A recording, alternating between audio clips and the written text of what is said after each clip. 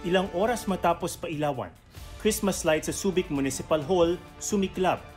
TTI muling nagpaalala sa publiko na tiyakin ang kalidad ng mga bibilhing ilaw pampasko. Presidential son at Ilocos Norte Representative Sandro Marcos humarap sa Independent Commission for Infrastructure pero humiling ng executive session. Wala po akong tinatago.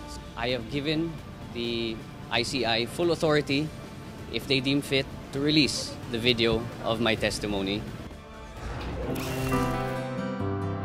At bagong pasang civil engineer na nag-viral dahil sa palibreng sakay ng kanyang amang jeepney driver, tinalok ng trabaho ni Secretary Vince Dizon sa DPWH.